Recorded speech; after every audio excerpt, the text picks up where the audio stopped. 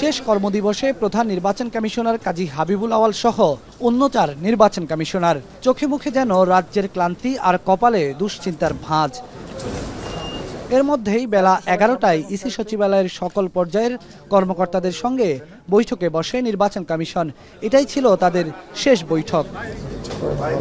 মাত্র আধা ঘন্টার কম সময় ধরে অনুষ্ঠিত এই বৈঠকে বড় কোনো বক্তৃতা দেননি সিইসি, শুধু আনুষ্ঠানিকভাবে বিদায় নেন সবার কাছ থেকে। এরপর বেলা ১২টায় বিদায়ী সংবাদ সম্মেলনে হাজির হন কাজী হাবিবুল আওয়াল। সংবাদ সম্মেলনে উপস্থিত ছিলেন না নির্বাচন কমিশনার আনিসুর রহমান ও রাশেদা সুলতানা।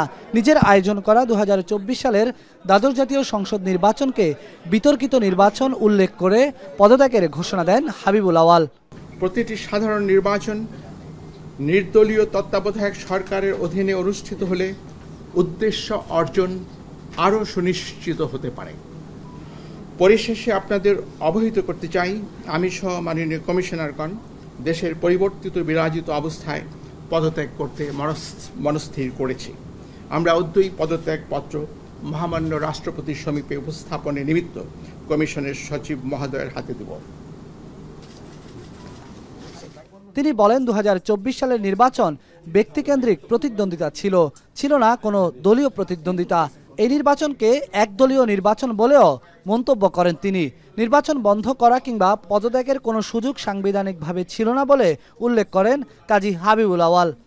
ভেঙে দেওয়া সংসদের ২৯৯টি আসনে নির্বাচন প্রার্থীদের মধ্যে ব্যক্তিকেন্দ্রিক প্রতিযোগিতার মাধ্যমে হয়েছে, দলের মধ্যে নয়। নির্বাচন যেহেতু একদলীয় ছিল, কাজে এই নির্বাচনকে সরকারিভাবে প্রভাবিত করার কোনো আবশ্যকতাও কার্যত ছিল না। দলীয়ভাবে ইনক্লুসিভ না হওয়ার কারণে নির্বাচন বিতর্কিত হয়েছে, এটি সঠিক এবং যৌক্তিক। কিন্তু মানুষের ভোটের অধিকার হরণ কিংবা গণহত্যার দায়ে অভিযুক্ত স্বৈরশাসকের দোষর হিসেবে এই কমিশনের বিরুদ্ধে যে অভিযোগ উঠেছিল তার কোনো জবাব না দিয়েই সংবাদ সম্মেলন থেকে উঠে যান বিদায়ী প্রধান নির্বাচন কমিশনার।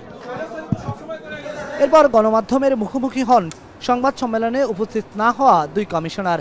এদের মধ্যে রাশেদা সুলতানা অসুস্থতার কথা বললেও আনিসুর রহমান এই সংবাদ সম্মেলনের পক্ষে ছিলেন না বলে ইঙ্গিত দিয়েছেন। সংবাদ সম্মেলনের কোনো দরকার ছিল কি? পদত্যাগ করছি, শেষ। যিনি করছেন তারা জিজ্ঞাসা করেন, আমি তো করিনি। ৩-৪ বার বমি হয়েছে এখানে এসে। আমি অনেকদিন ধরে অসুস্থ।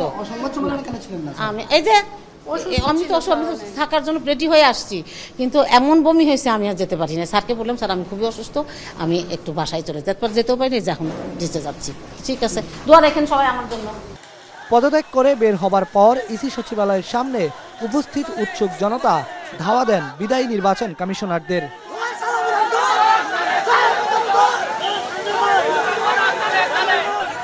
সাংবাদিকদের দায়িত্ব পালনে নানা বিধিনিষেধ আরোপ, আইন সংশোধন করে ইসির ক্ষমতা খর্ব করা, ডামি নির্বাচনের আয়োজন এবং দ্বাদশ জাতীয় সংসদ নির্বাচনে ভোটের অস্বাভাবিক হার দেখানো সহ নানা অভিযোগে অভিযুক্ত আওয়াল কমিশন যুগের সমাপ্তি হলো অবশেষে। বিদায়ী সংবাদ সম্মেলনে কোনো প্রশ্নের জবাব না দিয়ে অনেকগুলো প্রশ্ন রেখে চলে গেলেন কাজী হাবিবুল আওয়াল। ইতিহাসে এই কমিশন ঠিক কীভাবে স্থান পাবেন তা হয়তো সময় বলে দিবে। তবে এখন সাধারণ মানুষের মুখে মুখে এই নির্বাচন কমিশনের ২.৫ বছর ছিল বাংলাদেশের নির্বাচনী ব্যবস্থার জন্য একটি কলঙ্কিত অধ্যায়। বেলায়েত হোসাইন, এখন, ঢাকা। ২৫০টিরও বেশি ডিজাইন অপশন নিয়ে ওয়ালটন স্মার্ট ফ্রিজ, বোঝে আপনার প্রয়োজন।